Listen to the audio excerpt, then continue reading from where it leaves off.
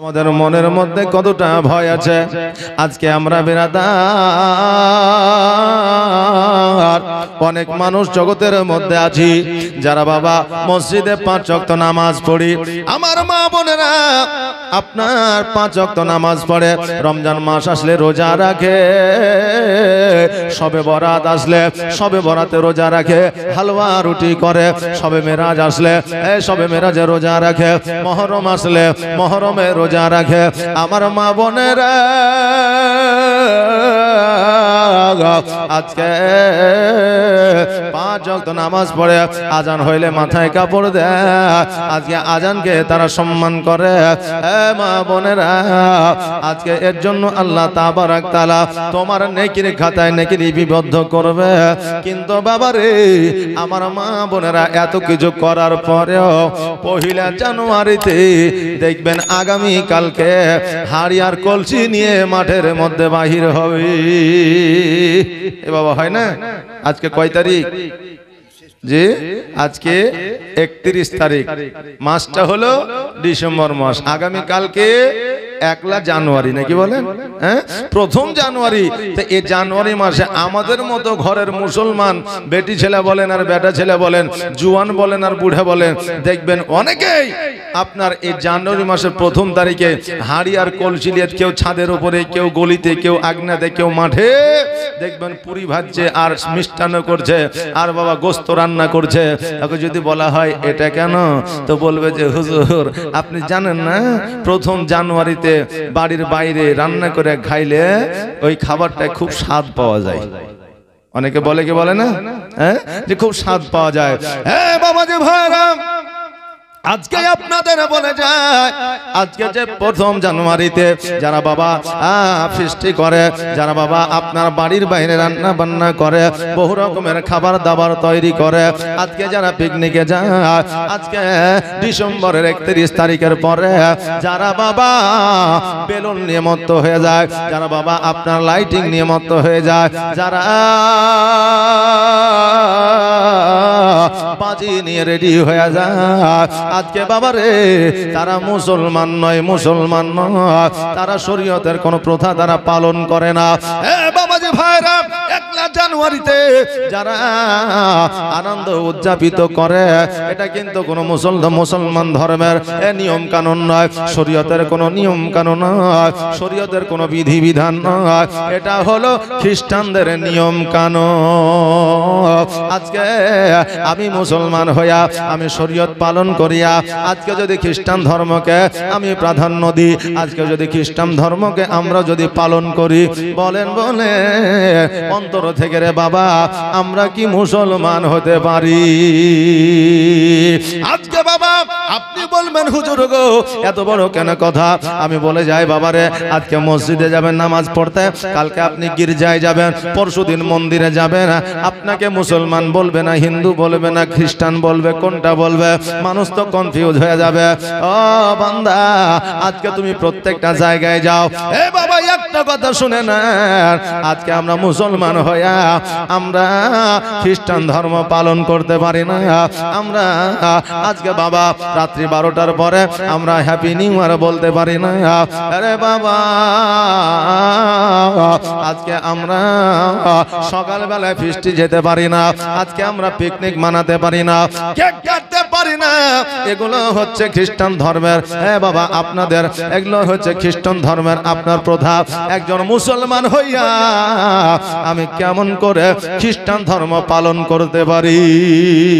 এ বাবা আগামী কালকে জানুয়ারি মাসের 1 তারিখ আমরা এখানে যারা আছি, আজকে বলেন যে আমরা ওই পিকনিক ফিস্ট গান বাজনা আর আনন্দ আহ্লাদ নতুন বছরের জন্য আমরা কোনো আপনার আনন্দ করব না। জোরে বলেন ইনশাআল্লাহ, ইনশাআল্লাহ, আওয়াজ দিয়ে বলেন ইনশাআল্লাহ, ইনশাআল্লাহ।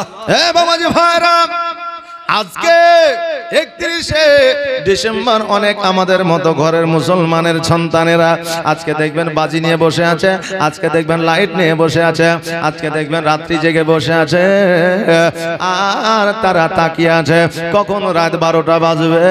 এগুলো বাবা মুসলমান ঘরের সন্তান হতে পারে না। আর তারা অনেক পরিবারের সন্তান আছে, তারা ফোন করে বলে দিয়েছে, হ্যালো হ্যাপি নিউ ইয়ার, রাত 12টা বাজলে তুমি আমাকে বলবা। বলে রেখে দিয়েছে আগে থেকে। আরে আমার বাবা যে ভাইরা, আজকে আমরা মুসলমান, আমাদের যখন বৎসর পরিবর্তন হয় তখন আমাদের কেমন করে আমরা সেই নতুন বর্ষটাকে বরণ করে নিই। বাবা আমরা মুসলমান, আমাদের একদিন পর আপনার একদিন পার হয়, মাগরিবের আজান হয়ে গেলে ডেট পরিবর্তন হয়ে যায়।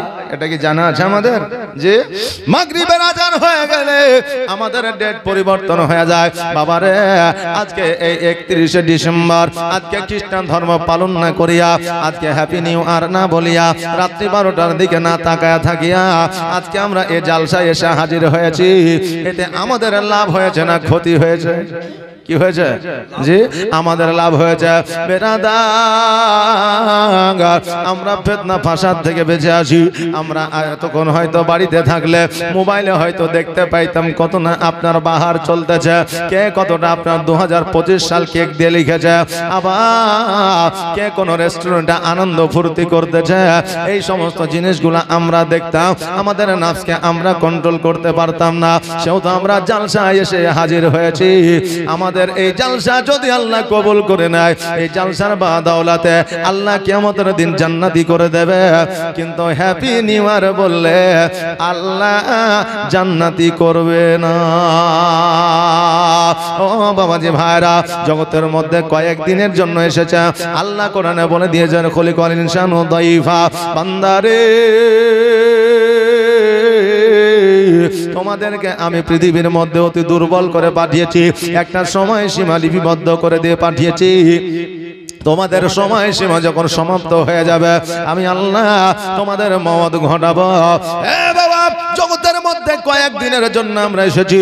এত কেন আনন্দ, এত কেন আল্লাহ, আল্লাহর উপাসনা কেন, আপনার আল্লাহর উপাসনা থেকে কেন বিরত? আজকে নিজের ধর্ম বাদ দিয়া, আজকে নিজের ধর্ম সঠিকভাবে পালন না করিয়া অপরের ধর্ম কেন পালন করব?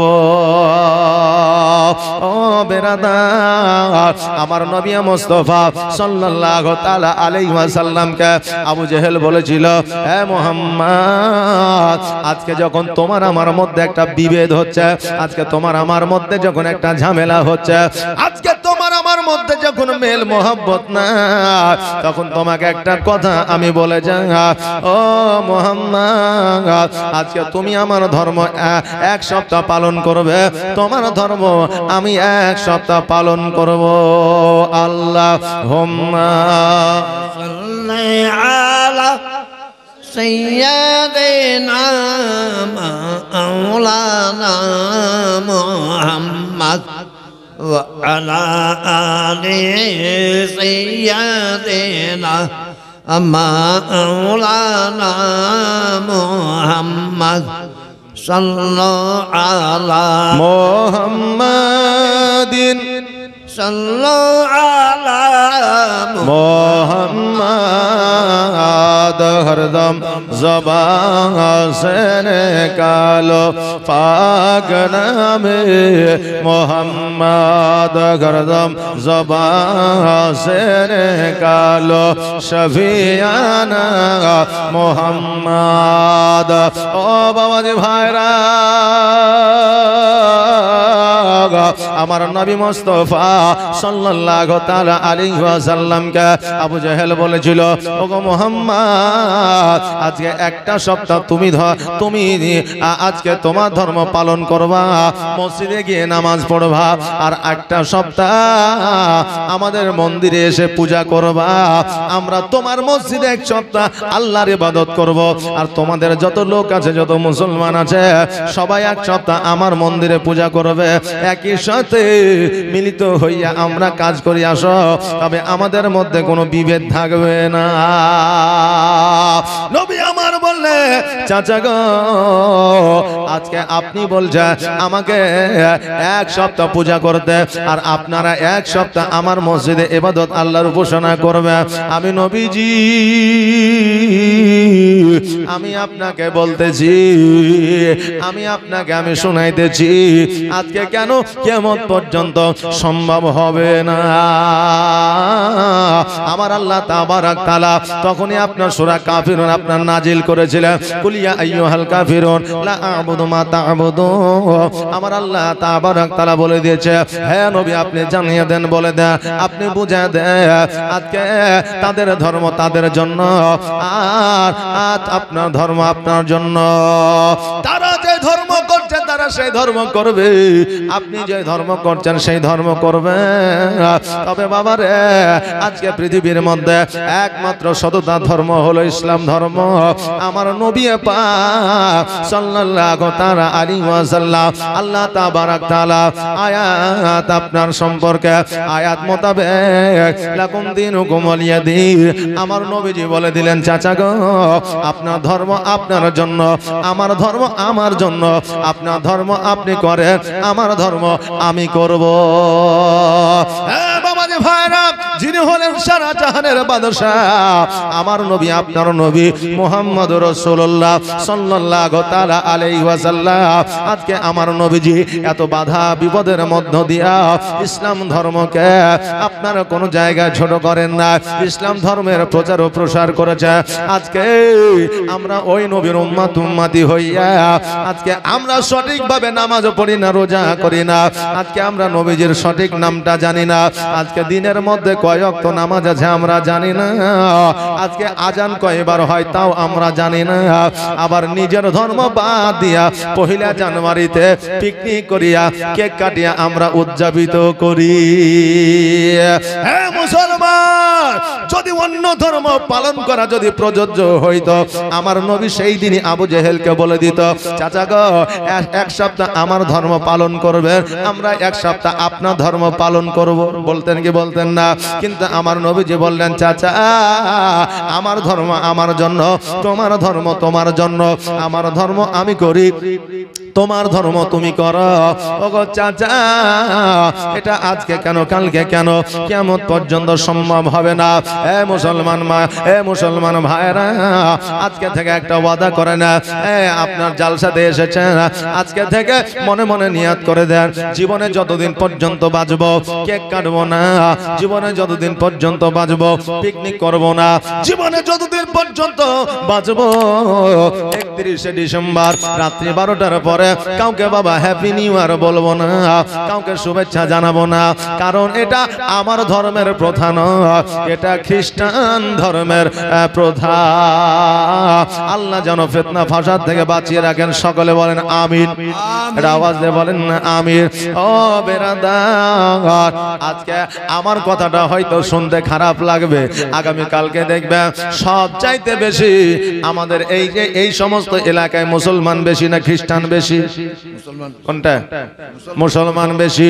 খ্রিস্টান বাবারে 100 ঘরের মধ্যে হয়তো একটা পাওয়া যাবে, কিন্তু ইন্টারনেটে দেখবেন, ফেসবুকে দেখবেন, যে সমস্ত এলাকায় খ্রিস্টানের চাপটা বেশি ওই এলাকায় পিকনিক কম হয়, আমাদের এলাকাতে পিকনিকটা বেশি দেখা যায়, যায় না?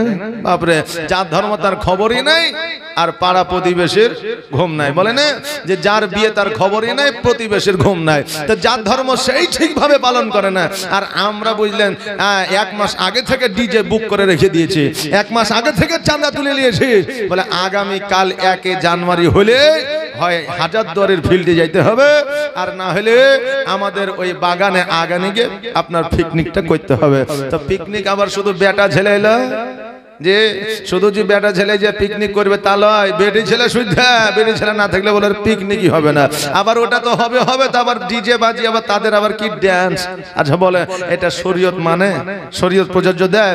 এ বাবাজি ভাইরা আসেন, আমি বলে যাই, আমার মা ফাতেমা জোহরা রাদিয়াল্লাহু তাআলা আনহা, ওনার সন্তানেরা কেমন ছিল, আজকে তিনার আওলাদেরা কেমন ছিল, আজকে তিনারা ধর্ম কেমন করে প্রচার প্রসার করেছে, তিনারা ধর্ম কেমন করে করে পালন করেছেন। আর আজকে আমাদের নিউ জেনারেশনের ছেলেরা, আজকে আমাদের সুশিক্ষায় শিক্ষিত ছেলেরা, আজকে তারা কেমন করে নিজের ধর্ম ইসলাম ধর্মকে পালন করতেছে। বেরাদার, আগামীকালকে আমি বলেছিলাম আমার মা ফাতেমা জোহরা রাদিয়াল্লাহু তাআলা আনহা আমার নবীজির বাড়ি থেকে যখন পুনরায় হযরতে আলী রাদিয়াল্লাহু তাআলা আনহুর বাড়িতে ফিরে গেলেন, হযরত আলী রাদিয়াল্লাহু তাআলা আনহুর বাড়িতে যাইয়া একদিন, 2 দিন, 3 দিন, 4 দিন, 5 দিন, 7 দিন অতিবাহিত করলেন। হঠাৎ করে আমার হযরতে আলী রাদিয়াল্লাহু তাআলা আনহু উনি যেন বাবা কাজ কর্ম করে সন্ধ্যা বেলায় যেন বাড়িতে এসেছে। বাড়িতে আসার পরে আমার মা ফাতেমা জোহরা রাদিয়াল্লাহু তাআলা আনহা যেন বাবা আনন্দিত হয়ে আছে। আমার ফাতেমা যেন বাবা মুখে হাসি নিয়ে আসে। আমার ফাতেমা হযরতে আলীর জন্য দরওয়াজায় দাঁড়িয়ে আছে। বাবা আমার হযরত আলী আর ফাতেমা জোহরা রাদিয়াল্লাহু তাআলা আনহা ওনারা বাবা আপনার সংসার করেছেন। দেখেন স্বামী কাজে গিয়েছে, যেমনই আসার সময় হয়েছে আমার ফাতেমা জোহরা রাদিয়াল্লাহু তাআলা আনহা ওই দরওয়াজার কাছে যাইয়া হিলান দিয়া দাঁড়িয়ে থাকতেন। জোরে বলেন সুবহানাল্লাহ।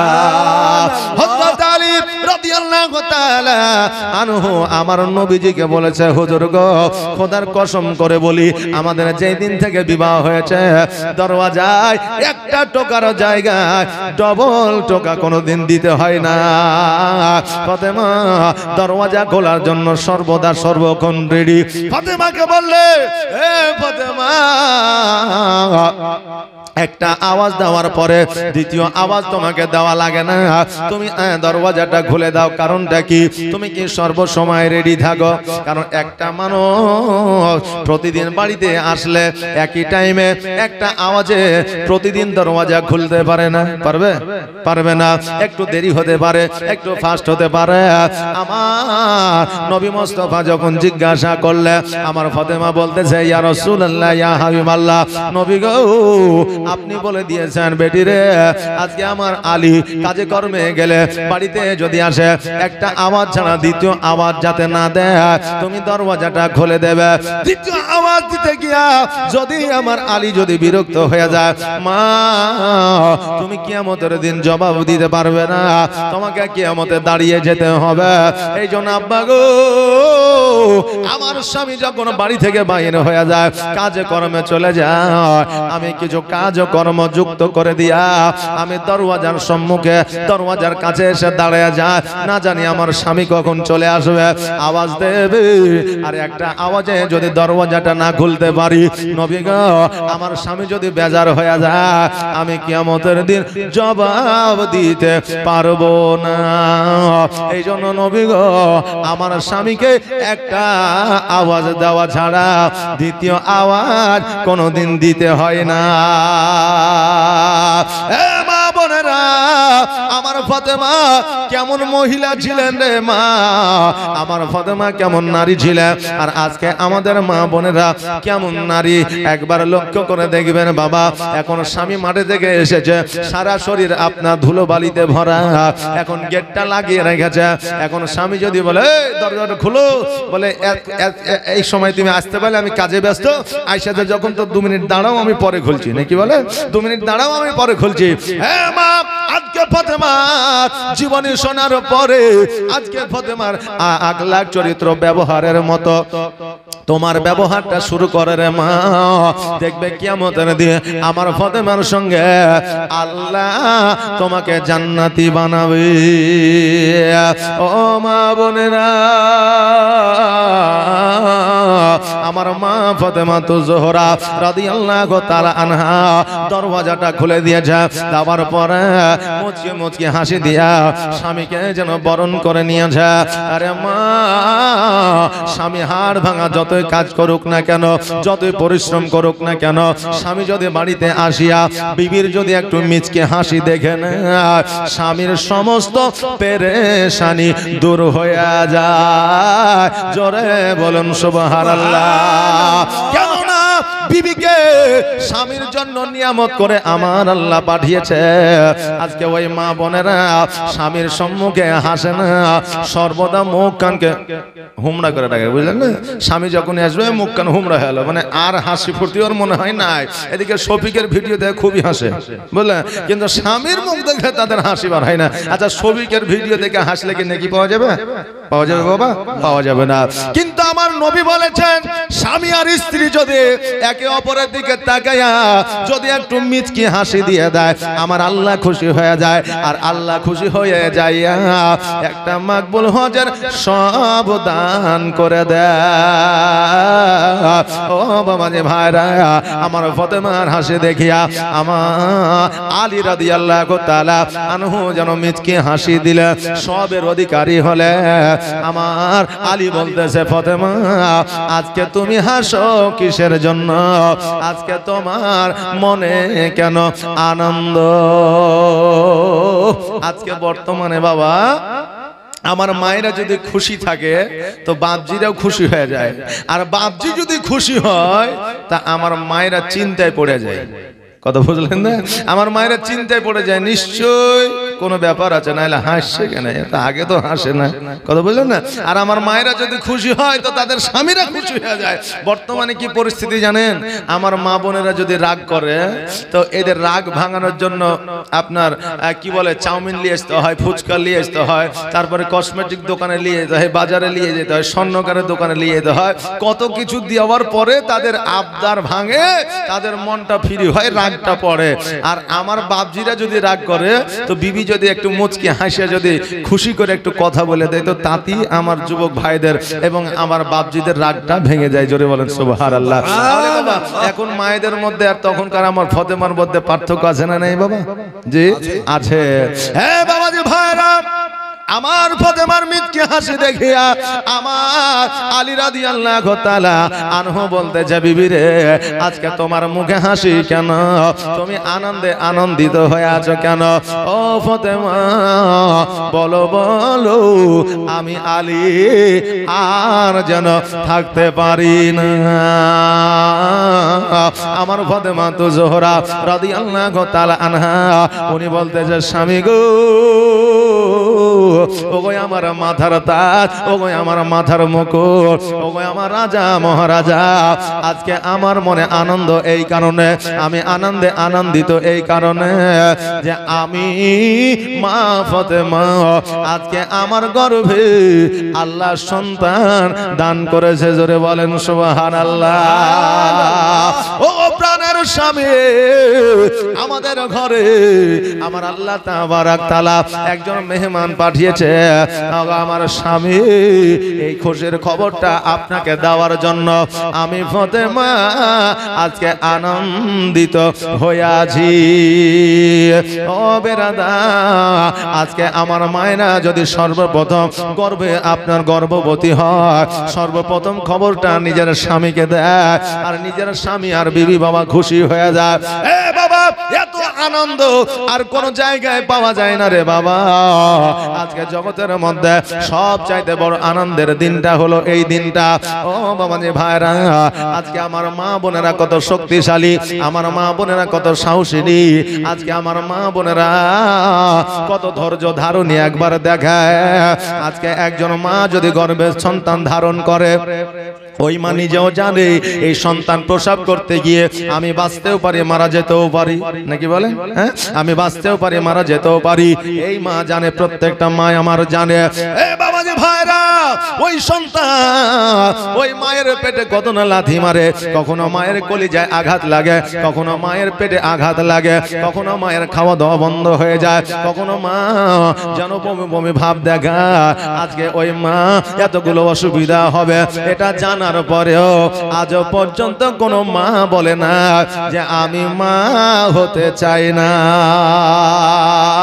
কোন মা আজ পর্যন্ত বলে না, কারণ মায়ের যত কষ্ট হোক না কেন, একটা সন্তান যখন গর্ভে আসে ওই মা বেজার হয় না, বরঞ্চ ওই মা খুশি হয়ে যায়। বাবা রে, এই জন্য তো আমার আল্লাহ তাবারাক তাআলা বলেছে, আমার বান্দা যখন একটা সন্তান প্রসব করে আমি আল্লাহ তাবারাক তাআলা ওই বান্দাকে একটা হজের সওয়াব দান করি। জোরে বলেন সুবহানাল্লাহ। আর যে মা বোনেরা বাবারে যখন বাচ্চা প্রসব করতে গিয়া যখন বাবা ইন্তেকাল করে ইহ জগৎ ছেড়ে যখন পরজগৎ গমন করে আমার আল্লাহ তাবারাক তাআলা ওই মহিলাকে কিয়ামতের দিন শহীদের দরওয়াজা দান করবে। জোরে বলেন সুবহানাল্লাহ। ওই মায়ের কোনো হিসাব হবে না, মুনকার নাকির আসবে না, ওই মাকে আল্লাহ ডাইরেক্ট জান্নাতে দিবে। জোরে বলে সুবহানাল্লাহ। ও বাবাজি ভাইরা, তবে আমাদের মায়েরা যেইভাবে গর্ভবতী হয় আর আমার মা ফাতেমা যেইভাবে গর্ভবতী হয়েছিল আমাদের মায়েদের মধ্যে আর ফাতেমার মধ্যে অনেকটা ডিফারেন্স, অনেকটা আপনার পার্থক্য আছে। আমার ফাতেমা তো জোহরা রাদিয়াল্লাহু তাআলা আনহা উনি যে মা হতে চলেছে এটা আমার ফাতেমা নিজেই বুঝতে পারে না, জানতে পারে না। আমার ফাতেমা স্বপ্নের মাধ্যমে দেখেছিলেন। জোরে বলেন সুবহানাল্লাহ। আজকে বাবারে আমাদের স্বপ্ন মিথ্যা হতে পারে, কিন্তু যারা ওলি আউলিয়া হয়, যারা মুমিন হয়, মুত্তাকিন হয়, যারা সালেহ হয়, যারা সালিহা হয় তাদের স্বপ্ন কোনোদিন মিথ্যা হতে পারে না। আমাদের স্বপ্ন কেমন জানেন বাবা? রাত্রি বেলায় বিছানায় শুয়ে আছি আর ঘুমের মধ্যে দেখতেছি পেশাব খুব লেগেছে, বলে এবার পেশাব লেগেছে তাহলে পেশাব ফিতে যাইতে হবে, তো অমকের বাগানে গাছের গোড়াতে দিলাম পেশাব করে। সকালে উঠে দেখছি কি বলে বিছানায় পেশাব করে দিয়েছে। কথা বলেন না, বিছানায় পেশাব করে দিয়েছে। রাত্রেবেলা স্বপ্নে দেখছে বাগানে পেশাব করছে। বাবাজি ভাইরা, আমাদের বর্তমানে স্বপ্ন হলো এইরকম, দেখি এক হয় আর কিন্তু যারা মুমিন হয়, মুত্তাকিন হয়, যারা সালেহীন হয়, পরেশগার হয়, তারা যে স্বপ্নটা দেখে তাদের স্বপ্ন কোনোদিন মিথ্যা হয় না। তাদের স্বপ্ন সর্বদা সর্বসময় সফল। আমার ফাতেমা তো জোহরা রাদিয়াল্লাহু তাআলা আনহা আমার আলীকে যখন খবরটা জানালে আমার আলী রাদিয়াল্লাহু তাআলা আনহু বড় খুশি হলেন। এই খবরটা আমার নবী মুস্তাফার কাছে পৌঁছে গেল। আমার নবী মুস্তাফা সাল্লাল্লাহু তাআলা আলাইহি ওয়াসাল্লাম খবরটা শোনার পরে আমার মা ফাতেমাকে দাওয়াত করলো, ফাতেমা এসো রে এসো, আমার বাড়িতে এসো, আর আমার বাড়িতে আসিয়া তুমি থাকো। আজকে আমার বাড়িতে থাকিয়া তুমি আরাম করো, বিশ্রাম করো। আজকে আলীর বাড়ি থেকে আমার বাড়িতে আসো। ও বেরাদার, আমার নবী মুস্তাফা সাল্লাল্লাহু তাআলা আলাইহি ওয়াসাল্লাম আমার ফাতেমাকে নিজের বাড়িতে নিয়ে গেলেন। আমার হযরত আলী রাদিয়াল্লাহু তাআলা আনহু প্রতিদিন প্রতিনিয়ত আমার ফাতেমার বাড়িতে যাইতে আর আমার ফাতেমার খোঁজ খবরটা নিতে, কেমন আছে, জ্বর আছে না জ্বালা আছে, শরীর ভালো আছে না খারাপ আছে, খবরটা নিত রে বাবা। আজকে আমরা জানি আমাদের বিবিরা যখন প্রথম গর্ভধারিণী হয় ওই আমাদের বিবিকে বাপের বাড়িতে পাঠাতে হয়, এটা আমরা জানি।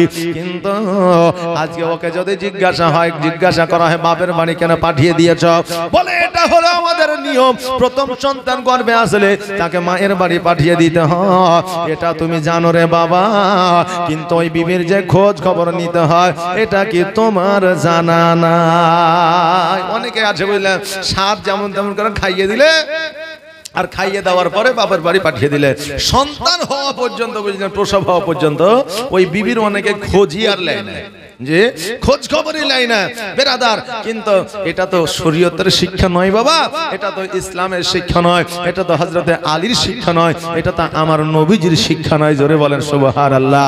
আমার আলী রাদিয়াল্লাহু তাআলা আনহু আমার ফাতেমার খোঁজ খবরটা প্রতিদিন প্রতিনিয়ত নিত।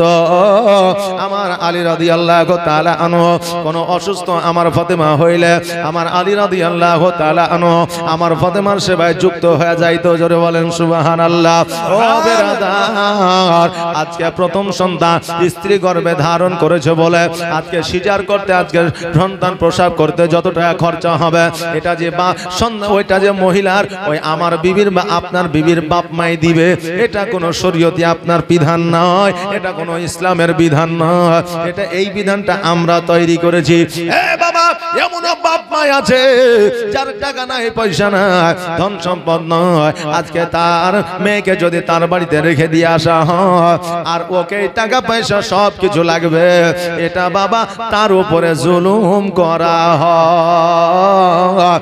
আজকে বেরাদা, আজকে তারও মেয়ে আপনারও বিবি, আজকে যদি দিতে হয় সমান সমান দেন। যদি মনে করেন শ্বশুরের কাছ থেকে নিতেই হবে, আপনিও দেন, কারণ যে সন্তানটা জগতের মধ্যে আসে ওটা হলো আপনার সন্তান, আর যে সন্তানটা গর্ভে রেখেছে, যে সন্তানটা প্রসব করছে, ওই মেয়েটা হলো তার বাপ মায়ের। অতএব দুজনেরই প্রয়োজন আছে জগতের মধ্যে, না নাই? দুজনেরই দরকার আছে রে বাবা। কিন্তু আজকে মনে করবেন তার বেটি সে দেখে নেবে, কিন্তু না না না, আজকে তার বেটি বলে তাকে দায়িত্ব দিবেন না। এর জন্য কিয়ামতের দিন তোমাকে জবাব দিতে হবে। আমার মা ফাতেমা রাদিয়াল্লাহু তাআলা আনহা আমার নবীজির বাড়িতে বাবা জীবন যাপন করতে আরম্ভ করলেন।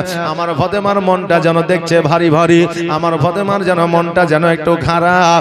এই জন্য আমার নবীজি আমার মা ফাতেমা তো জোহরা রাদিয়াল্লাহু তাআলা আনহা কিছু বন্ধু বান্ধবকে আপনারা ডাকলেন, কিছু বান্ধবীকে আপনারা ডাকলেন, আর বাবা আত্মীয় স্বজনকে ডাকলেন, বোন ভাইকে আপনারা ডাকলেন। এবার ডাকার পরে ওই সমাজে কিছু মিষ্টান্ন খাবারের ব্যবস্থা করলেন।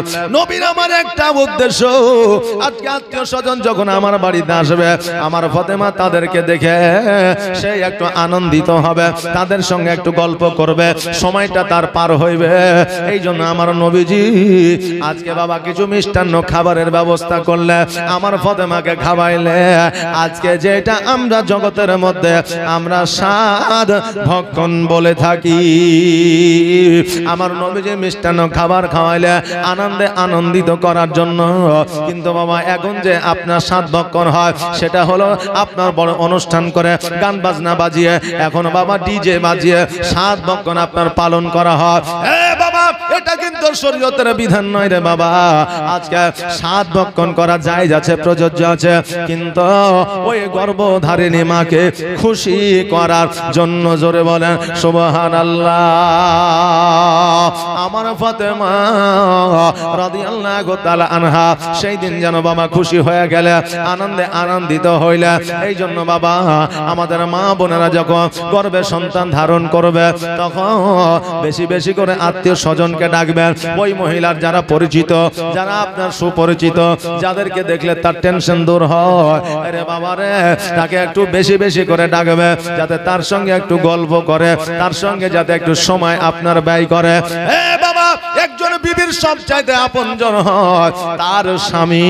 আজকে ওই স্বামী যদি বিবির কাছে যায়, ঘন ঘন আর খোঁজ খবরটা নেয়, দেখবেন ওই বিবির কোনো চিন্তা থাকবে না। কিন্তু আমাদের এমন একটা অভ্যাস আছে রে বাবা, বিবি আপনার বিবি যখন গর্ভে সন্তান ধারণ করে 7 মাস 6 মাস যখন হয়ে যায়, বিবি থাকে বাপের বাড়িতে, আর সন্তান আর ওই যুবক থাকে অর্থাৎ তার স্বামী থাকে চেন্নাই। কথা বুঝলেন না? তখন তার স্বামী থাকে চেন্নাই, বলে বাড়ি কবে যাবি? দেখি যেদিন ছেলে পিলে হবে সেই দিন যাবো। বাবা যে ভাইরা, সারা জীবন উপার্জন করলে আজকে বিবির অসময়ের সময়ে, আজকে বিবির কষ্টের সময়ে ওই বিবির পাশে যদি না থাকতে পারেন, ওই উপার্জনের কোনো মূল্য না। আজকে অনেক মানুষ বাবারে আরবে থাকে, অনেকজন আপনার আরবে কাজকর্ম করতেছে, কিন্তু আমি বলবো বাবা, আরবের মধ্যে 2 বছর 3 বছর চুক্তি করে চলে যাচ্ছে। এইদিকে পিতা মাতা ইন্তেকাল করলেও এক চল মাটি দেওয়ার জন্য আসতে পারে না। ওই সন্তানকে বলবো বাবারে, পৃথিবীর মধ্যে গ্রামে বসে শহরে গিয়ে তুমি খাবার মতো উপার্জন করতে পারো, এখন বেশি উপার্জন করতে গিয়া নিজের বাপ মাকে মাটি দিতে পারো না। ওই বাপ মাকে সেই জন্য তোমাকে মানুষ করেছে, একটা উদ্দেশ্য বাপ মায়ের, যে আমার সন্তানের হাতের মাটিটা যেন আমি পাই। বাপ মায়ের উদ্দেশ্য এটা কি? এটা নয়, এটা উদ্দেশ্য। এই জন্য বাবারে, জীবনের টাকা পয়সা দরকার আছে, কিন্তু বাবা আরবে গেলেই যে শুধু টাকা বেশি রোজগার উপার্জন হয় এটা নয়। আমাদের ভারতবর্ষ এমনও কাজ আছে যেখানে বেশি উপার্জন হয়। বেরাদা, আমার বলার উদ্দেশ্য হলো এটা, বিবি যখন সন্তান গর্ভে ধারণ করবে, ওই বিবিকে আপনারা সময় দিবেন যাতে বিবি আপনার সময় পেয়ে খুশি হয়ে যায়। আমার ফাতেমা তো জোহরা রাদিয়াল্লাহু তাআলা আনহা একদিন আমার নবী পাক সাল্লাল্লাহু তাআলা আলাইহি ওয়াসাল্লামকে বলতেছে, নবী গো, আমার সন্তান কবে পৃথিবীর মধ্যে আসবে? ওগো নবীজি, আমি ফাতেমা আমি নিজে জানতে পারি না। ও বেরাদার, আজকে আমাদের মায়েরা যখন গর্ভধারিণী হয়, আমাদের মায়েদেরকে দেখলে বোঝা যায় এই মা হলো গর্ভবতী, এই মা হলো গর্ভধারিণী।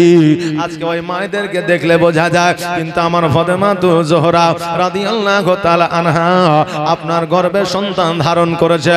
ওই ফাতেমাকে দেখে বোঝা তো দূরের কথা, আমার ফাতেমা তিনি নিজে বুঝতে পারতেন না। জোরে বলেন সুবহানাল্লাহ। আমার নবী মুস্তাফা সাল্লাল্লাহু তাআলা আলাইহি ওয়াসাল্লাম আমার ফাতেমাকে আপনার টাইম দিলেন, ডেট দিলেন, সময় দিলেন, অমুক সময়ে তোমার সন্তান জগতের মধ্যে আসবে। আমার ফাতেমা তো জোহরা রাদিয়াল্লাহু তাআলা আনহা ওই সময়টাকে আপনার মনে রাখলেন, স্মরণে রাখলেন। ঠিক সেই সময়ে তৃতীয় হিজরিতে রমজানুল মুবারকের মাসে আমার ইমাম হাসান রাদিয়াল্লাহু তাআলা আনহু জগতের মধ্যে আসলে, আর যেমনই জগতের মধ্যে আসলেন রে বাবা, তার কিছুক্ষণ পরে আমার ফাতেমা তো জোহরা রাদিয়াল্লাহু তাআলা আনহা 2 রাকাত নফল নামাজ আদায় করলেন আর আল্লাহ দরবারে শুকরিয়া আদায় করলেন। জোরে বলেন সুবহানাল্লাহ। এ বাবাজি ভাইরা, আমাদের মধ্যে প্রশ্ন জাগতে পারে, হুজুর গো, আজকে একটা সন্তান জন্মগ্রহণ করে, একটা সন্তানকে একজন মা যখন জন্ম দেয়, ওই মা নাজার সাথে গালিজা থাকে, ওই মা নাপাক অবস্থায় থাকে, একদিন নয় 2 দিন নয়। আজকে বাবা কিতাবের মধ্যে বলেছে, একজন মা যখন সন্তান প্রসব করে, ওই মা 30 দিন থেকে 40 দিন পর্যন্ত নাপাক থাকে। ওই মা যখন 40 দিন পার করে দেয়, তবুও যদি নাপাক অবস্থায় থাকে, ওই মা আপনার ওই মাকে ডাক্তার দেখাইতে হবে, নইলে যে কোনো সময় অ্যাক্সিডেন্ট ঘটতে পারে।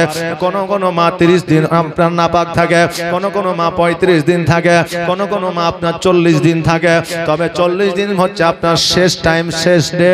40 দিন অতিক্রম করে চলে গেলে ওই মহিলাকে ডাক্তার দেখাতে হবে।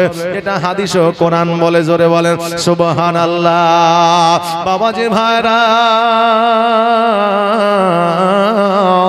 আজকে আমরা বলবো একজন মহিলা তো এতদিন পর্যন্ত নাপাক থাকে, আমার ফাতেমা কেমন করে নামাজ আদায় করলো? আমার নবী পাক সাল্লাল্লাহু তাআলা আলাইহি ওয়াসাল্লাম বলেছে, হ্যাঁ আমার উম্মতিরা, আমার ফাতেমা জীবনে এক ওয়াক্ত নামাজ কাজা না। জোরে বলুন সুবহানাল্লাহ। প্রশ্ন আমাদের জাগতে পারে যে কেমন করে একজন মহিলার জীবনে এক ওয়াক্ত নামাজ কাজা হয় না? কারণ আমাদের মা বোনেরা প্রতি মাসে কেউ 5 দিন, কেউ 7 দিন, কেউ বাবা 3 দিন পর্যন্ত নাপাকি অবস্থায় থাকে।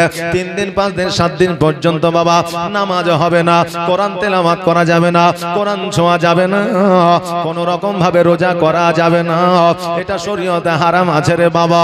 এ বেরাদার, কোন মা 9 দিন পর্যন্ত নাপাক অবস্থায় থাকে, 10 দিন যদি পার হয়ে যায়, ওই মা আর বিলম্ব করবে না।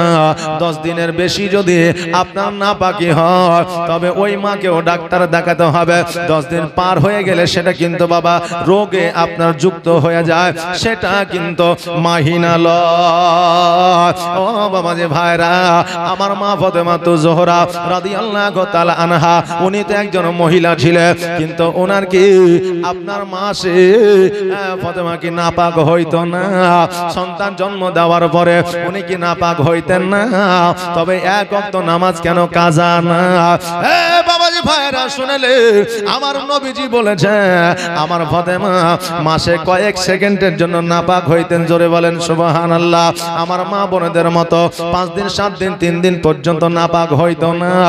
একটা সন্তান যখন জন্ম দিয়েছেন আমার ফাতেমা তখন কয়েক মিনিটের জন্য আপনার নাপাক অবস্থায় ছিলেন, কিন্তু 40 দিন পর্যন্ত ছিল না, জোরে বলেন সুবহানাল্লাহ। ও বেরাদার, আমার মা ফাতেমা জোহরা রাদিয়াল্লাহু তাআলা আনহা এই জন্য জীবনে কোনোদিন নামাজ কাজা হয় না।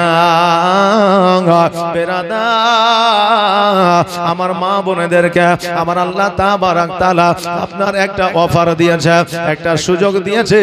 আজকে অফারটা হলো আমার মা বোনেরা যদি 5 ওয়াক্ত নামাজ পড়ে, মা বোনেরা নিয়মিত যদি রমজান মাসে রোজা করে, আর ওই নামাজ পড়তে পড়তে রোজা রাখতে রাখতে যদি আমার মা বোনেদের নাপাক, আমার মা বোনেরা যদি নাপাক হয়ে যায়, জয়দিন পর্যন্ত নাপাক অবস্থায় থাকবে, রাবি বর্ণনা করছে অতদিন পর্যন্ত ফ্রিতে 5 ওয়াক্ত নামাজের সওয়াব আর একটা করে রোজার আপনার নেকি পাইবে, জোরে বলেন সুবহানাল্লাহ। বাবাজি ভাইরা আরো একটা অফার আপনাদের বলে দিই, পবিত্র জুম্মার দিনে নামাজ পড়তে হয় যাদেরকে, তারা পুরুষ না মহিলা? জি পুরুষ। পুরুষেরা যায় মসজিদে নামাজ পড়তে, আর পুরুষরা নামাজ পড়ে যতটা নেকি পায়, আমার মায়েরা জুম্মার দিনে মসজিদে না যাইয়া অতটাই নেকির অধিকারী হয়ে যায়।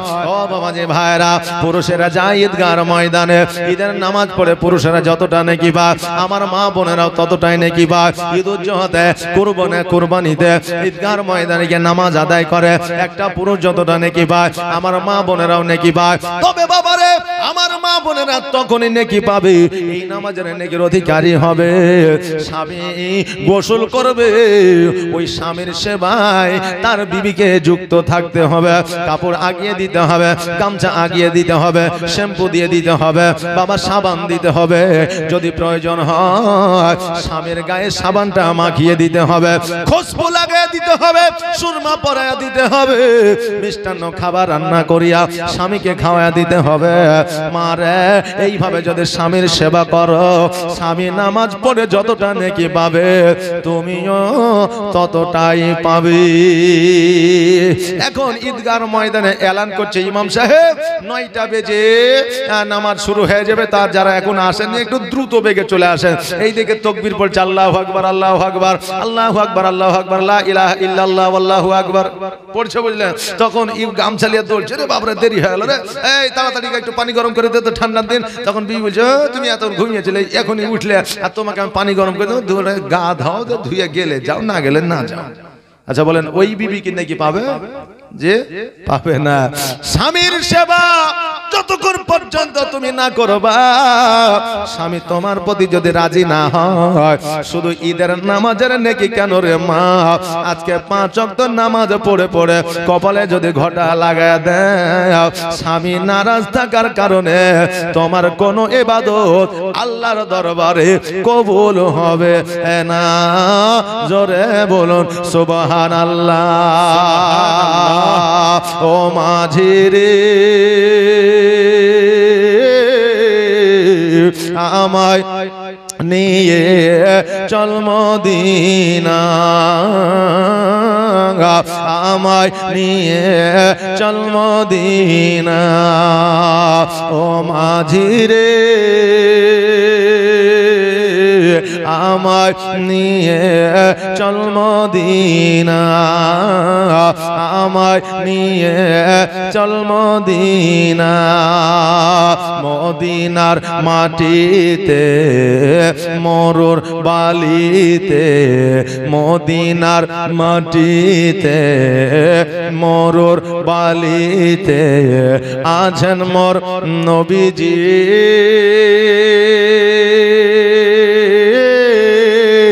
ওই ঠিকানা আমায় নিয়ে চল মদিনা, ও মাঝি রে আমায় নিয়ে চল মদিনা আমায় নিয়ে চল মদিনা ও বাবাজি ভাইরা আমার মা ফাতেমা জোহরা রাদিয়াল্লাহু তাআলা আনহা 2 রাকাত নামাজ আদায় করার পরে আমার নবীজির কাছে যাইয়া আমার নবীজিকে বলতেছে ইয়া রাসূলুল্লাহ ইয়া হাবিবাল্লাহ নবী গো আজকে আমার সন্তানের নামখানা আপনি রেখে দেন নবী আমার বলতেছে ফাতেমা আজকে তোমার সন্তানের নামটা আমি কেন রাখবো রে মা আজকে তুমি নামখানা রেখে দাও আমার ফাতেমা বলতেছে ইয়া রাসূলুল্লাহ ইয়া হাবিবাল্লাহ নবী গো আমার সন্তানের নামটা আমি রাখবো না আপনি নামখানা রেখে দেন নবী গো আজকে আমার নামটা আপনি রেখেছেন আপনি আমার সন্তানের নামটা রেখে দেন আমার হযরত নবী পাক সাল্লাল্লাহু তাআলা আলাইহি ওয়াসাল্লাম বলে ও ফাতেমা আজকে আলীকে ডাকো রে আলী হয়তো কোনো নাম সন্তানের রাখবো বলে মনে করে রেখেছে আলীকে ডাকো আলী হয়তো কোনো নাম রাখবো মনে করে হয়তো রেখেছে জি এখনকার ছোট ছোট ছেলেপিলে বুঝলেন এই দেখেন মেয়ে ছেলেকে বন্ধুত্ব করছে মেয়েদের সঙ্গে বন্ধুত্ব করার পরে বুঝলে আই লাভ ইউ 2 3 4 5 6 7 8 9 10 11 12 বলে দিছে বিয়ে শাদী তো দূরের কথা আগে ছেলেপিলের নাম রেখে দিয়ে বসে থাকছে জি আগে ছেলেপিলের নাম রেখে দিয়ে বসে থাকছে তো বাবারে আজকে যখন একটা সন্তান জগতের মধ্যে আসবে বিবির অধিকার আছে স্বামীর অধিকার আছে শ্বশুর শাশুড়ির অধিকার আছে এইদিকে বাবা ছেলের দাদু দাদির অধিকার আছে অতএব সমপরিমাণে এক জায়গায় হয়ে নাম একটা নিযুক্ত করবেন উভয়ে যেটা নাম ভালো লাগবে সেটা রাখবেন বাবা তবে এই নাম রাখা নিয়ে ঝামেলা করিয়েন না অনেক জায়গায় নাম রাখা নিয়ে ঝামেলা হয় কি হয় না যে তার নানা নানি যখন নাম রেখে সেই রাখো আমরা আর ওই নাম বলে ডাকবো না আমরা এই নাম রাখবো আমরা এই নাম ডাকবো যে নানা নানির বাড়িতে এক নাম আর দাদু দাদির বাড়িতে হয়েছে আর এক নাম কথা বললেন না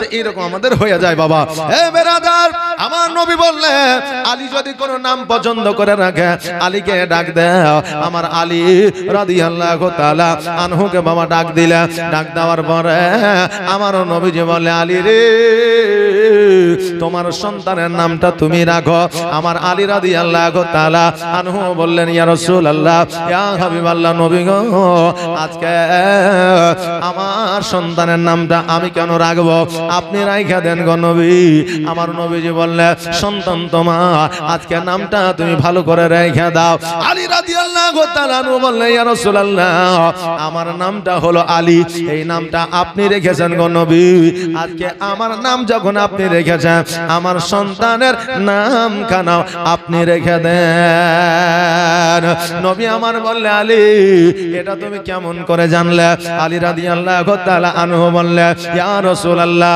ইয়া হাবিবাল্লাহ নবী গো শুধু এটাই নয় আমি পুরো জীবনীটাই জানি গো নবী আমার মা ফাতেমা বিনতে আসাদ যখন আমাকে গর্ভে নিয়ে কাবা ঘরের সম্মুখ দিয়ে যখন যাইতেছিল হঠাৎ করে প্রসব যন্ত্রণা শুরু হয়ে গিয়েছিল আমার মা আল্লাহর দরবারে দোয়া করেছিল আল্লাহ গো আজকে আমার প্রসব বেদনা যন্ত্রণা শুরু হয়ে যায় আজকে আমাকে আপনি বেইজ্জত করিয়েন না আল্লাহ আজকে এই জায়গা যাওয়ার মতো কোনো জায়গা না আজকে কাবা ঘর আছে গো আল্লাহ আপনি কাবা ঘরের দরওয়াজাটা খুলে দেন আমি একবার ওই কাবা ঘরের মধ্যে চলে যাই আল্লাহ ইজ্জতের মালিক তুমি বেইজ্জতের মালিক তুমি আমার মা ফাতেমা বিনতে আসাদ যখন দোয়া করেছিল সঙ্গে সঙ্গে দরওয়াজা তো দূরের কথা ওই কাবা ঘরের দেওয়াল পর্যন্ত চড়চড় করে ফেটে গিয়েছিল আর সেইখান দিয়ে আমার মা আজকে ওই ঘরের মধ্যে প্রবেশ করেছিল আর প্রবেশ করার পরে আমি আলী রাদিয়াল্লাহু তাআলা আনহু আমি জগতের মধ্যে এসেছিলাম নবী গো আমি জগতের মধ্যে আসার পরে আমি মায়ের দিকে তাকাই না চোখ দুটো খুলি না আমি কান্নাও করি না মায়ের দুগ্ধ পানও করি না মা কত চেষ্টা করেছে দুগ্ধ পান করাইবার জন্য, কিন্তু আমি দুগ্ধ পান করি না, আমি মায়ের দিকে তাকাই না, আমি কান্না পর্যন্ত করি না। আমার মা আমাকে মনে করেছিল আমি অসুস্থ, আমি হয়তো জীর্ণ শীর্ণ। আমার মা মনে করেছিল আমার সন্তান হয়তো আর বাঁচবে না, আমার সন্তানকে হয়তো বাঁচাতে পারবো না। আমার মা তাই মনে করেছিল। আর আপনার কাছে খবরটা পৌঁছে গিয়েছিল, যখন খবরটা পৌঁছে যাওয়া আপনি আশাই আশাই বলে ছুটে এসেছিলেন। আসার পরে আমি আলী আমার গোসলটা বানিয়ে দিয়েছিলেন, আর আমার কানে কানে বলে দিয়েছেন, আলী রে আজকে তোমার গোসলটা আমি নবী বানিয়ে দিলাম, কালকে যখন আমি জগৎ পরিবর্তন করব আমার গোসলটা তুমি বানায়া দিও। ইয়া রাসূলুল্লাহ, ইয়া হাবিবাল্লাহ, নবী গো, আমার কপালে যখন আপনি চুম্বন করে দিয়া আমার নামখানা রেখে দিয়েছিলেন, সঙ্গে সঙ্গে আমি চোখখানা খুলিয়া আপনার দিকে তাকিয়েছিলাম আর মিচকি হাসি দিয়েছিলাম। আমি মায়ের কোলে গিয়ে দুগ্ধ পান করেছিলাম।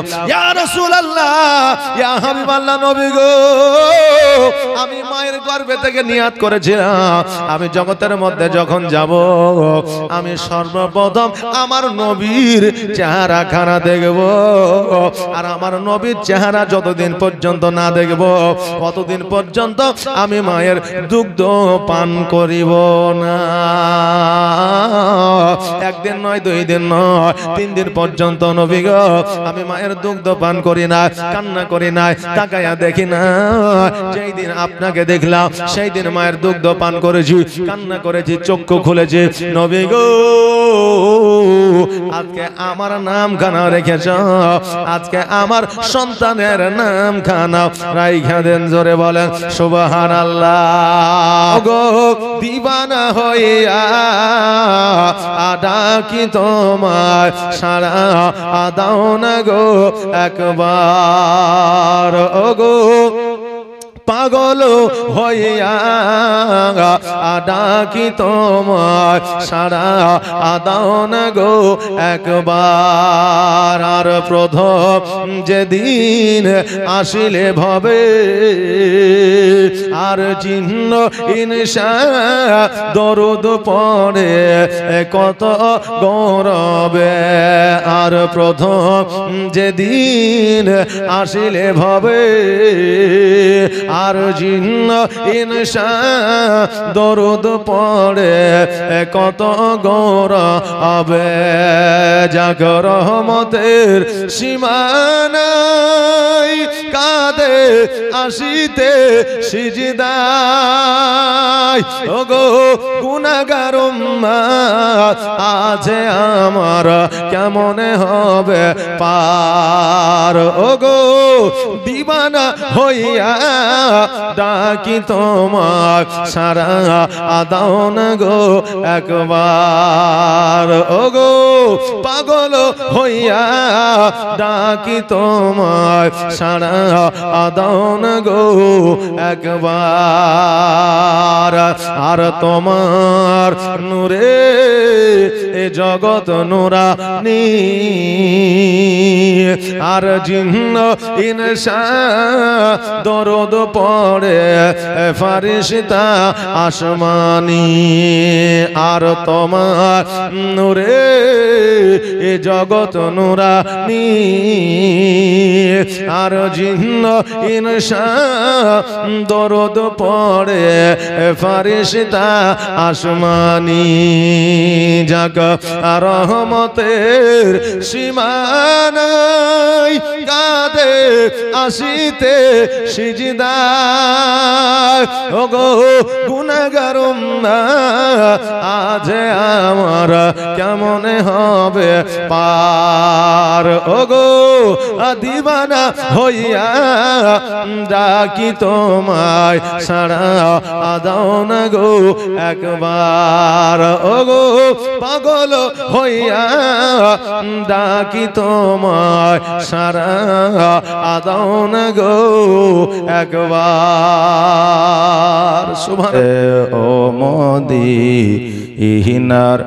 মাটি রে,